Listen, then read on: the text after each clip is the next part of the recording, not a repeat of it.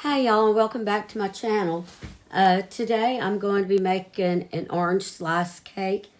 I actually have not made this in many years, probably since my children were really little.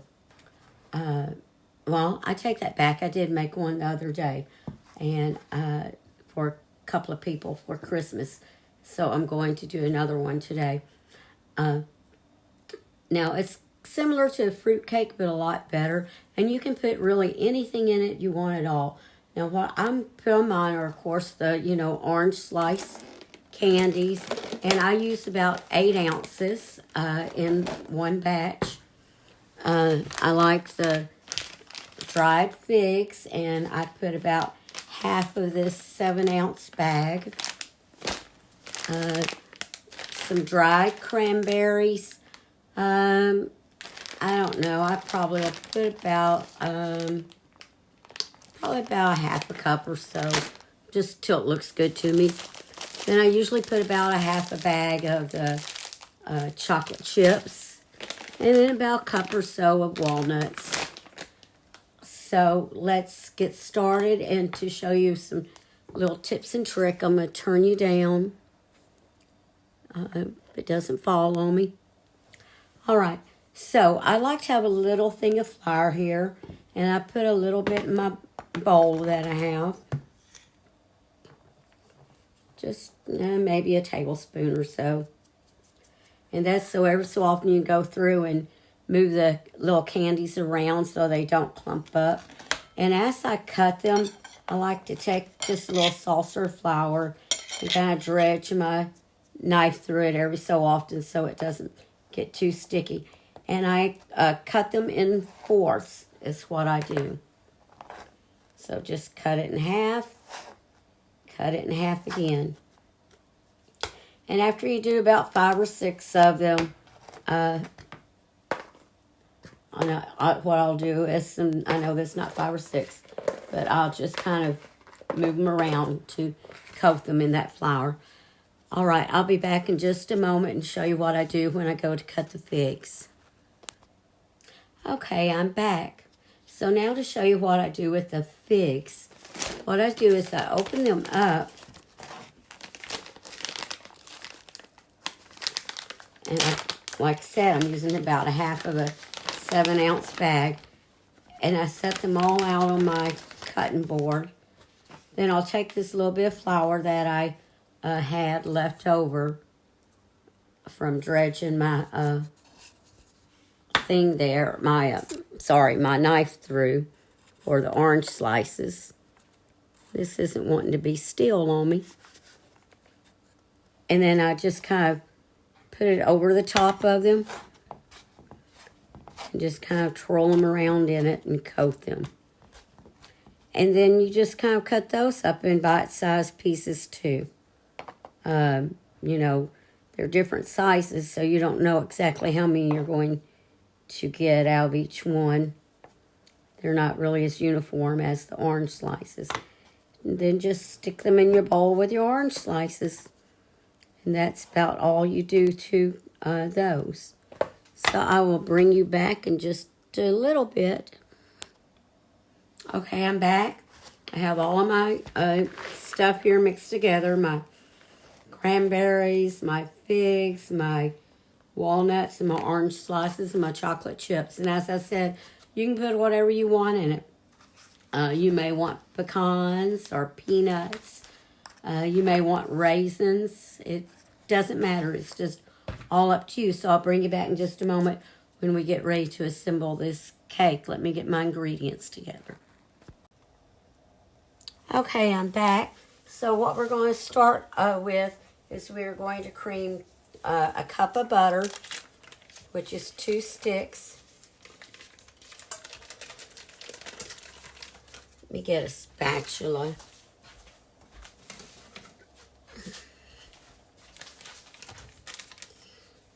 And save your butter wrappers, because when you need to grease something, you can always scrape your butter wrappers over them, like a cookie sheet or something you need to grease. You can just set these out on the counter for a while, you know, after you fold them up, or put them in the fridge and get them out later. Let me bring you down so you can actually see what I'm doing. There we go. And with that, we're going to cream 4 eggs. Well, let's not put eggs in it. Let's do our sugar. Almost forgot about the sugar. 2 cups of sugar.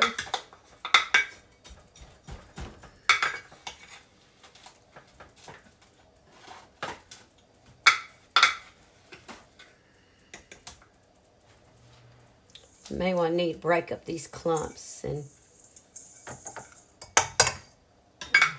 I don't know if you ever get clumps, but it gets humid here, so sometimes we get clumps around here when we put our sugar. All right. Then I'll save that for my flour. Then we're going to go ahead and get that creaming.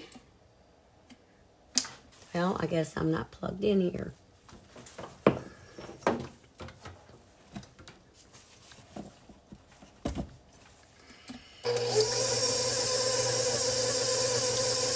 All right.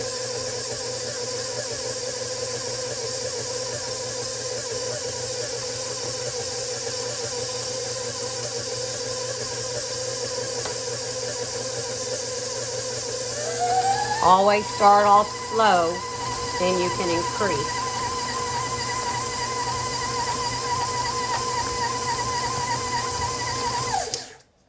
Next, I'm going to add in 4 eggs. And always keep a bag right here, hanging on this little thing here, so I can put them right in there, any trash I have. And then when I'm finished, or at the end of the day, I just walk it all over to the trash can, because my trash can is on the other side of the kitchen.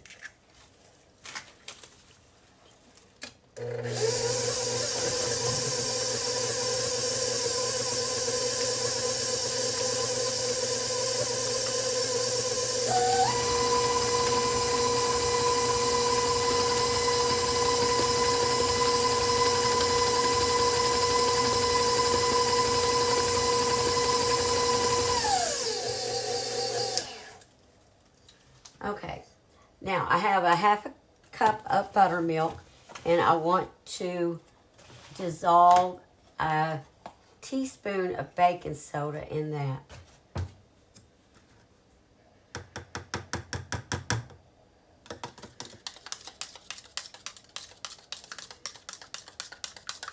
And actually, I didn't have buttermilk, so I just did a substitute where you add a tablespoon of vinegar to a whole cup of regular milk, and let it sit for a little bit. Then that will give you substitute buttermilk. Okay, I'm going to get my flour ready here. We're going to alternate 3 cups of flour in the milk. Put a little of each in at a time.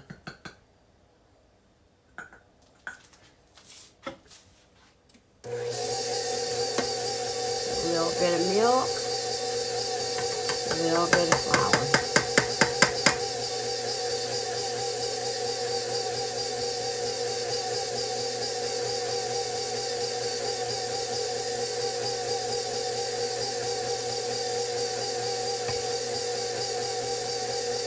Okay, that's 1 cup.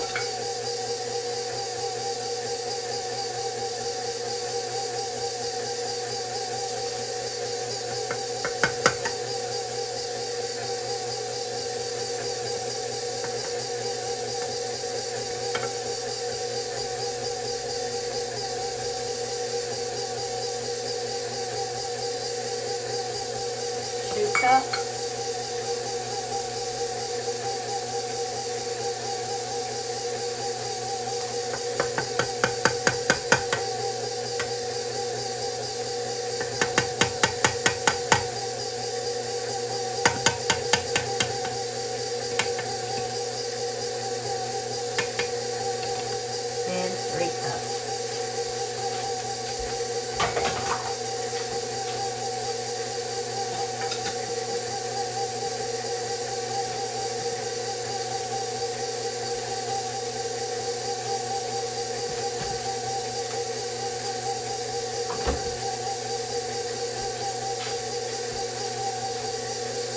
All right.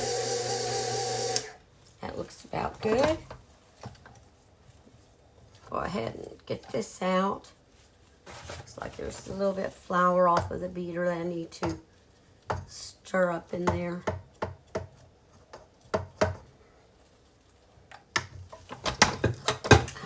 And I'm going to move you back a little.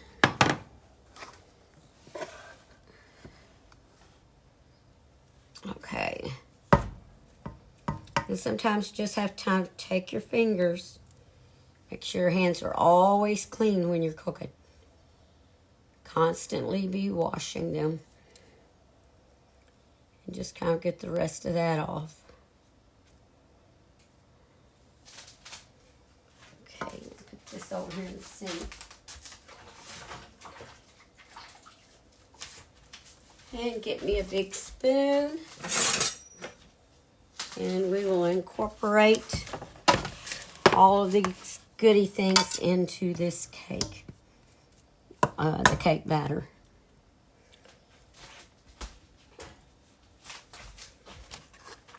Okay, I just try to do a little at a time.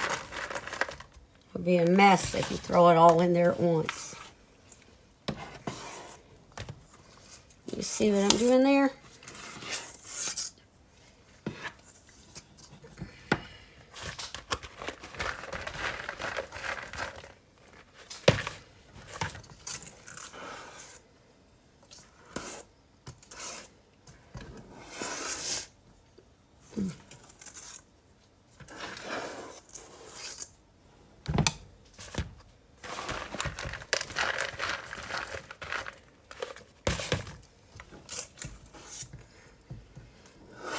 Now, a lot of people will cook this in a bundt pan or a tube pan, either one.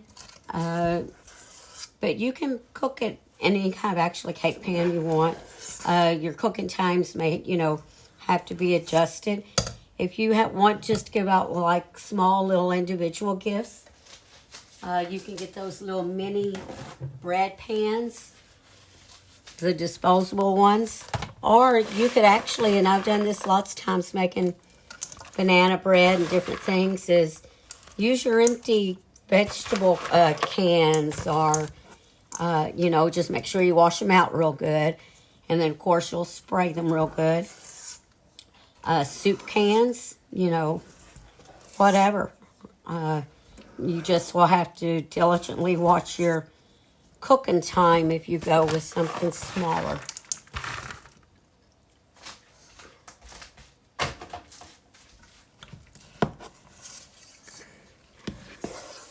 Now, you're going to cook this at 275 and start out with about 2 hours, then check it.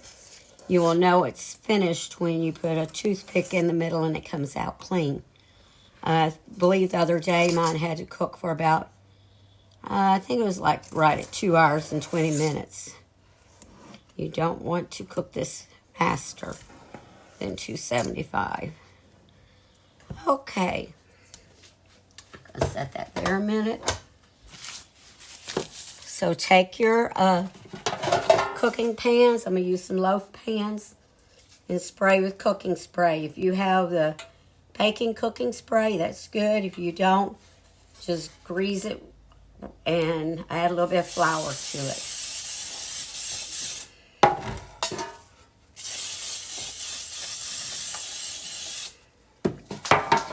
All right, now let's divide this among those two pans, or between those two pans. I said among. That wasn't good English, was it? Among would be 3 or more. Don't know why I said that. Oh.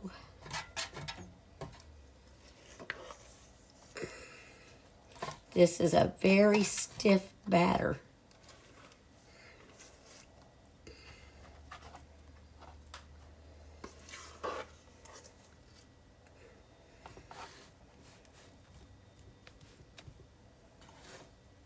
My cord is wanting to get in the way there.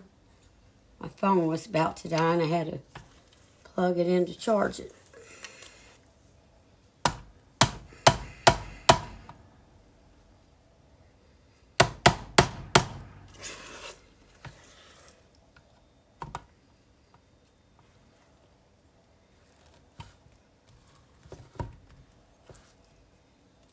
Okay, let me get my spatula a moment and tap that down some and see if I have them about equal or I need to put one more in one than the other because I'm almost out of the batter. Can you see what I'm doing here? I'm just kind of pushing it down and smoothing it out. Okay, this one over here looks like it needs more.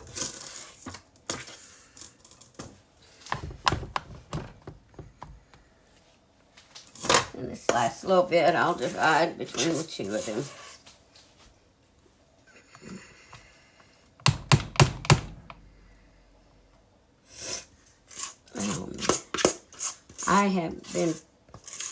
I was battling bronchitis for about 2 weeks.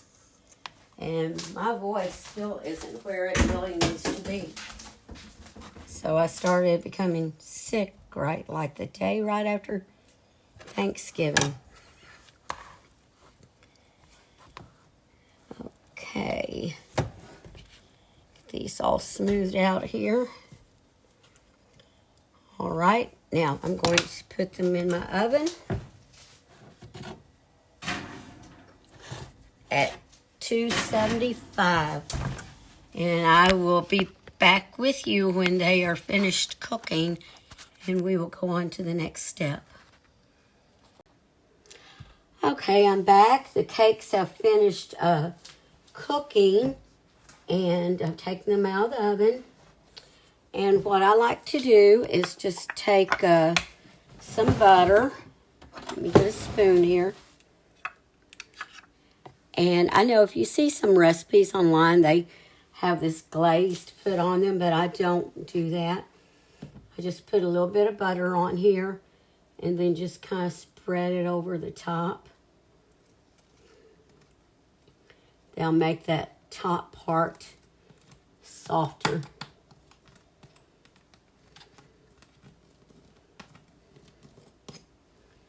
A little bit more and put it over there.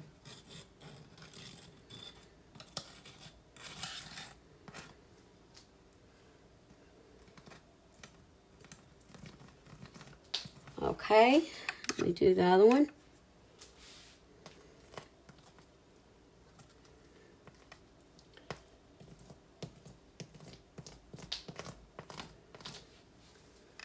Kind of a little hard, crusty top on there to begin with. Then the best thing to do is to just leave these overnight and just let them set there. And some people leave theirs uncovered. I don't really like to leave mine uncovered. What I like to do is, I'll leave it there uncovered until I get ready to go to bed. Then I'll just take, a dish towel and throw it over it. Then in the morning, take them out of the pans. Just flip them upside down, take them out of the pans, and you can wrap them up that way. You can slice it or whatever you want to do with it. Well, I'm glad that you joined me today. And just if you like this, push the like button, subscribe button if you haven't subscribed. And always season your cooking with love. Cook for the ones that you love. Y'all have a good day. Bye-bye.